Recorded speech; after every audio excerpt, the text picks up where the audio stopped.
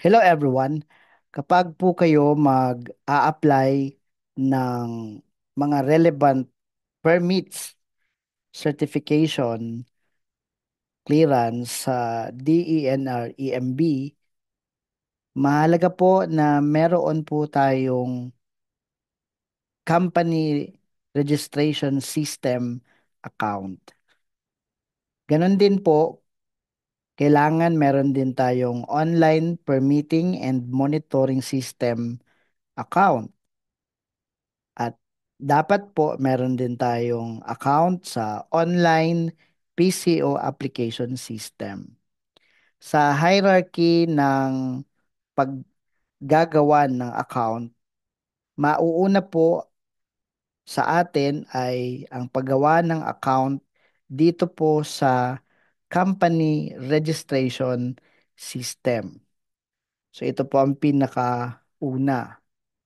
Dahil dito po, kailangan muna nating i-register ang company profile at once na ma-approve yung ating registration, magkakaroon tayo ng access sa iba't iba pong online platforms ng DENR EMB. So halimbawa mag-a-apply tayo ng discharge permit in compliance with RA 9275 or mag-a-apply tayo ng permit to operate in compliance with RA 8749. Dito tayo papasok naman sa online permitting and monitoring system. So sa priority natin, pangalawa itong OPMS. So kailangan ang ating account sa OPMS ay available. Now, for the first time login dito po sa online permitting and monitoring system, you will be required to provide important information. Ano po yung tatlong important information? Yun pong CRS information or details. Dito po sa una na pinag-usapan natin na system, the company registration system, once na ma-approve po kayo, magkakaroon kayo dito ng company registration system ID. Ganon din, mai-establish po dyan kung kailan po na-approve ang inyo pong registration. At syempre, kung sino po ang gumagamit nito pong CRS. So meron po tayo diyang user account name at usually yan po yung first name and last name. So ito pong tatlong information na ito will be provided for the first time login sa OPMS. So ito pong CRS ID number, date of approval, saka yung first name and last name, i-input po natin ito sa OPMS for the first time login. And once na ma-provide nyo itong tatlong information na ito, you can now link your OPMS account sa CRS and therefore magagamit nyo na yung OPMS account, maa-access nyo na yung full features ng system na ito. So halimbawa kanina na pinag-uusapan natin dito sa OPMS, kung mag-a-apply kayo ng discharge permit, mag-a-apply kayo ng permit to operate, halimbawa sa genset, dyan, magagamit na natin yung system na yan.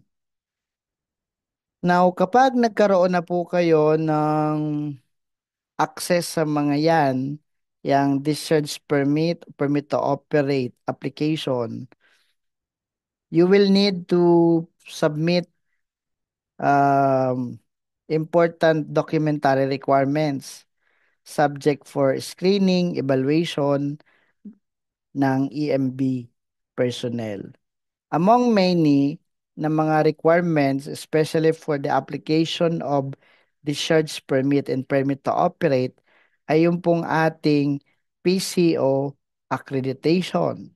So saan naman natin na platform na kailangan gamitin para sa ating application for PCO accreditation? Dito po sa online application system. So, ito yung pangatlo na dapat meron tayong account for the purpose of PCO accreditation application. So, mula rito sa system na ito, pangatlo, kung tayo ay mag-a-apply ng accreditation, dito po siya i-approve. And yung pong copy ng ah, PCO accreditation certificate, isasubmit natin sa OPMS as one of the documentary requirements for the application of such as discharge permit or permit to operate. So dito sa pangatlong system, sa online PCO application system, diyan tayo nag-a-apply, nagsisecure ng certificate of accreditation. So yung certificate of accreditation po ay i-upload natin dito sa online permitting and monitoring system. So in short, yun pong CRS ang una sa lahat na kailangan meron tayong account. Pangalawa ang OPMS para sa pag-apply ng relevant permit.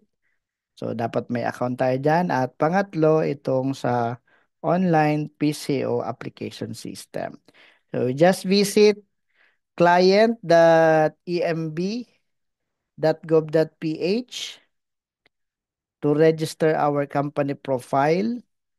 Just go to opms.emb.gov.ph to secure discharge permit or permit to operate and other relevant permits, and then go to pco.emb.gov.ph to secure the certificate of accreditation of pollution control officer. So this trio, CRS, OPMS, and then online PIS application system are very important platforms for us to transact with DNRMB online in securing relevant permits and accreditation. So, yun lamang, at kung kayo po ay may tanong, you can comment that. If you want to know more about environmental compliance, please subscribe to this channel. Please share this video. Please like this video. Please follow. Thank you very much, everyone, and have a great day.